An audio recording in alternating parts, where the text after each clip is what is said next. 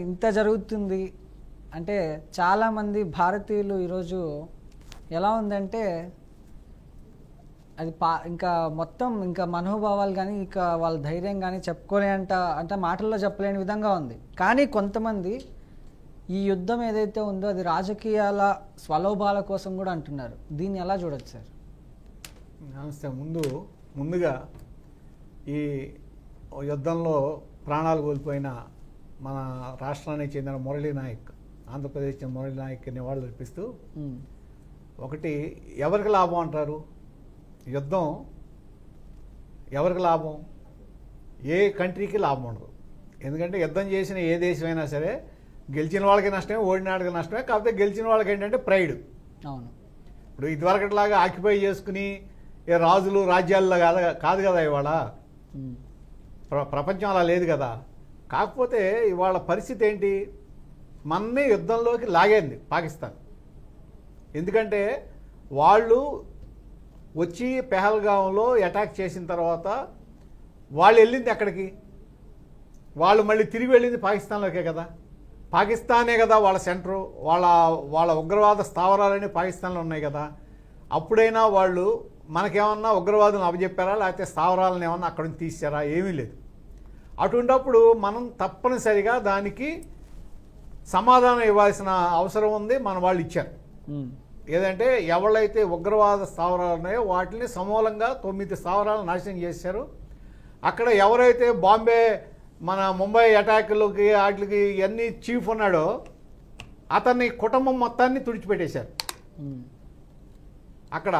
అలాగే ఏది మొన్న ఎల్టీ ఉంది కదా, లష్కర్ తోయిబా, దానికి సంబంధించిన అగ్రనేతలు కూడా చనిపోయారు నిన్న అటాక్లో. మరి పాకిస్తాన్ ఒకవేళ మాది ఉగ్రవాద దేశం కాదు అంటే మీ దగ్గర వాళ్ళందరూ ఎలా చనిపోయారు?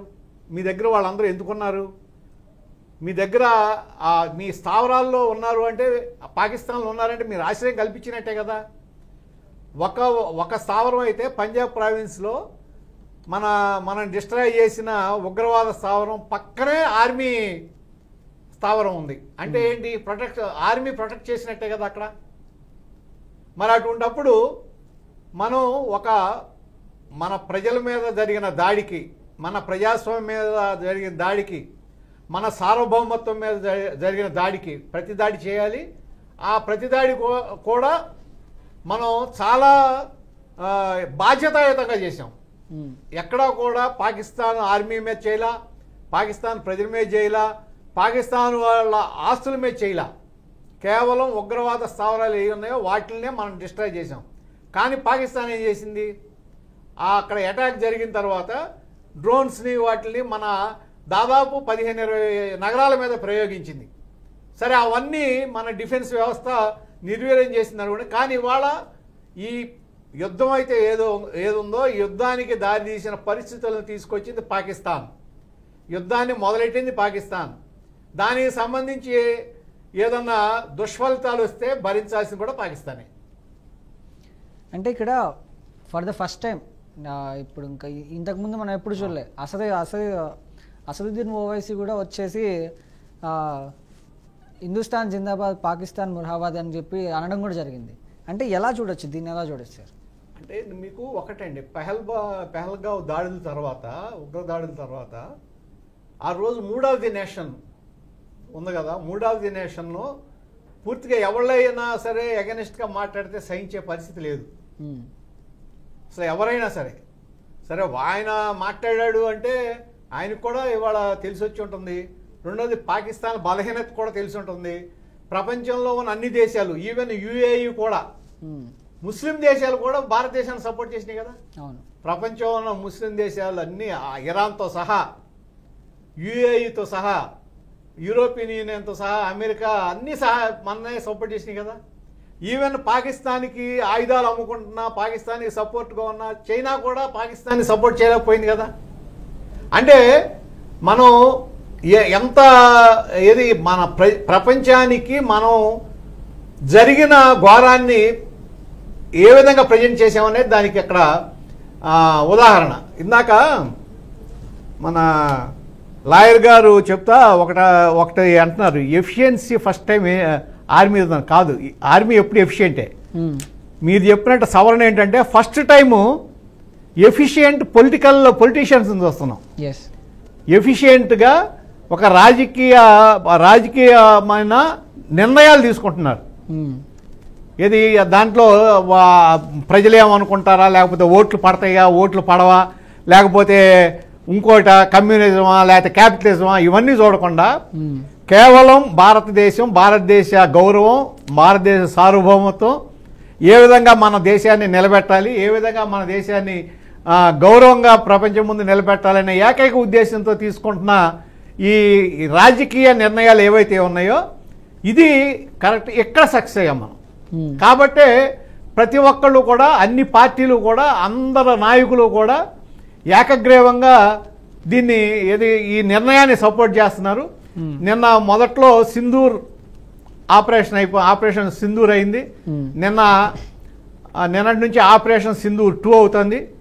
రేపటి నుంచి ఆపరేషన్ సింధూర్ 3 మొదలయ్యి ఇన్ఫాంట్రీ కూడా, సైన్యం కూడా మొదలయ్యి ఇవాళ వరకు వాళ్ళ బార్డర్ క్రాస్ చేయకుండానే వార్ జరుగుతుంది. రేపటి నుంచి బార్డర్ క్రాస్ చేసి వార్ జరిగి భారతదేశానికి న్యాయం జరగాలని కోరుకుంటున్నాం. అంటే ఇదంతా చూస్తుంటే పిఓకి మనకు తిరిగి వస్తుందని అనిపిస్తుందా మీకు? పిఓకే మందే ఇప్పుడు పిఓకేలో ఎవరైతే పాకిస్తాన్ను అడ్మినిస్ట్రేషన్ జరుగుతుందో వాళ్ళని తరిమేస్తాం అంతే. పిఓకే ఖచ్చితంగా మనకు స్వాధీనం అవ్వాలి, బెలూచిస్తాన్ అనే దేశం ఏర్పడాలి.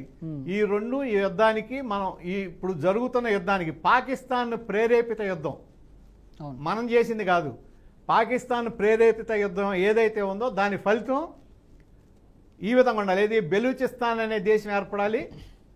ఆ కాశ్మీర్ ఏదైతే మనకి ఆక్రమిత కాశ్మీర్ ఉందో అది భారతదేశంలో అంతర్భాగం అవ్వాలి. మాలతి గారు, ఇక్కడ అంటే ఇప్పుడు పాకిస్తాన్కి భారత్కి యుద్ధం జరుగుతున్న సమయంలో శాంతి చర్చలు ఏమైనా జరిగే అవకాశాలు ఉన్నాయంటారా? అసలు ఎందుకండి శాంతి చర్చలు? ఎనఫ్ ఈజ్ ఎనఫ్, ఇక చాలు, సరిపోయింది.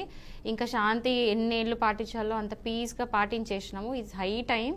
ఇప్పటికైనా అంటే సార్ ఒకటి వీడియో కూడా బయటకు వచ్చింది సార్. ఏమనంటే వాళ్ళు అక్కడ ఉన్న పాకిస్తాన్ ఆర్మీ వాళ్ళు లిటరలీ వాళ్ళ ఇప్పుడు ఎవరైతే టెర్రరిస్ట్ చనిపోయినారో, ఈ లష్కర్ తోయిబా, షేరీ మొహమ్మద్, ఈ సంస్థలు నడిపించిన లీడర్స్ని చనిపోతే, వాళ్ళ ఫాలోవర్స్ చనిపోతే వాళ్ళకి లిటరలీ పాకిస్తాన్ది ఫ్లాగ్ కప్పి వాళ్ళకి ప్రివిలేజ్డ్ క్రిమేషన్స్ చేస్తున్నారు, మనం ఆర్మీ వాళ్ళకి చేసినట్టు.